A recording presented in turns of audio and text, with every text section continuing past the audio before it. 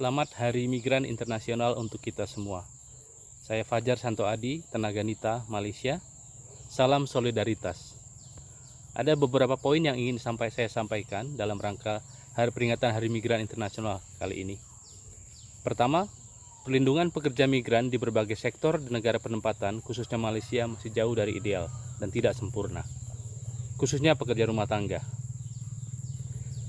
Juga serupa dengan pekerja rumah tangga di Indonesia. Tidak secara utuh dilindungi dengan undang-undang pekerja atau perburuan setempat. Untuk saat ini, pekerja rumah tangga masih hanya ditempelkan pada beberapa pasal yang ada dalam undang-undang pekerja rumah tangga sekarang, dalam undang-undang perburuan saat ini. Istilah domestic servant memang telah diganti menjadi domestic employee dalam undang-undang perburuan di Malaysia. Dan harapan kita adalah semua klausul dan pasal-pasal dalam undang-undang tersebut yang ada sekarang berlaku untuk pekerja rumah tangga, seperti halnya pekerja sektor lain, termasuk hak berbagai cuti, jam kerja, pembayaran gaji, perlindungan sosial, termasuk gaji minimal. Yang kedua, dan kita sebagai pekerja pun perlu memperkaya diri dengan informasi dan pengetahuan tentang hak-hak pekerja, tentang undang-undang, tentang hukum setempat, tata cara kerja, dan tanggung jawab kita, termasuk membela diri jika kita dilanggar. Ketiga, isu krusial tentang hak kebebasan berorganisasi atau menjadi bagian dari serikat buruh setempat secara aman, leluasa, dan dilindungi oleh undang-undang setempat. Saat ini, kita buruh migran di Malaysia hanya bisa menjadi bagian dari serikat buruh, tetapi tidak bisa berperan serta dalam tampuk kepemimpinan.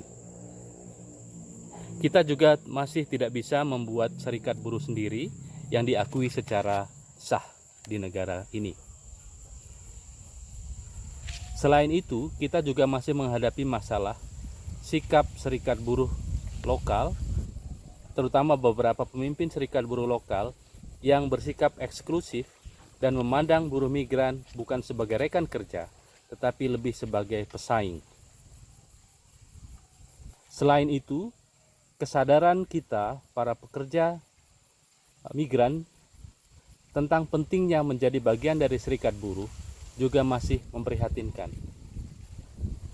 Pengorganisasian yang kita alami masih sangat terbatas pada perkumpulan-perkumpulan budaya dan belum terlalu mencakup atau belajar tentang isu-isu hak pekerja dan bagaimana membela diri. Yang keempat, buruh migran di Indonesia tidak memerlukan kebijakan-kebijakan kosmetik seperti sebutan pahlawan devisa, VIP lounge di bandara. Yang kita perlukan adalah pemerintah Indonesia selalu membuka diri untuk berdialog secara terbuka dengan semua komponen buruh migran dalam membuat, menyempurnakan, dan melaksanakan undang-undang dan peraturan-peraturan yang ada. Pemerintah juga perlu menghapus segala bentuk penswastaan pengelolaan migrasi pekerja. Migrasi pekerja adalah pelayanan publik. Harus ditempatkan sebagai pelayanan publik yang menjamin hajat hidup orang banyak, bukan sarana untuk mencari keuntungan pihak-pihak tertentu.